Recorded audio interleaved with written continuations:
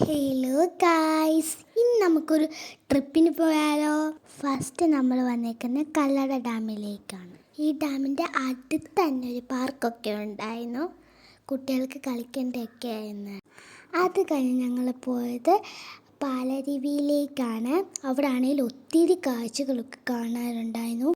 അവിടെ വെള്ളച്ചാട്ടവും കുറേ കുരങ്ങന്മാരെയും ഒക്കെ കണ്ടായിരുന്നു. മുകളിൽ നിന്ന് വെള്ളം വീഴുമ്പം കുറേ ആൾക്കാർ അവിടെ വെള്ളത്തിൽ നിന്ന് കളിക്കുന്നുണ്ടായിരുന്നു. ഇത് നമുക്ക് മനോഹരമായ ഒരു കാഴ്ചയാണ്. അത് കഴിഞ്ഞ് ഞാനും കുറേ നേരം വെള്ളത്തിലൊക്കെ കളിച്ചുകൊണ്ടിരിക്കുമായിരുന്നു. ഇവിടാണ് എന്നെപ്പോലെ ഒത്തിരി കൊച്ചുകുട്ടികളുണ്ടായിരുന്നു, അവരും വെള്ളത്തിൽ കളിക്കുക.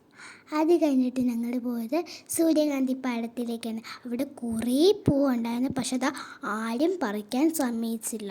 ഞാൻ അവിടെ നിന്ന് കുറേ ഫോട്ടോസൊക്കെ എടുത്തു. അടുത്ത ഞങ്ങൾ പോയത് തിരുമല കോവിലേക്കാണ്. ഇതൊരു മുരുകൻ്റെ അമ്പലമാണ്. ഇവിടെ ഒത്തിരി ആൾക്കാരുണ്ടായിരുന്നു.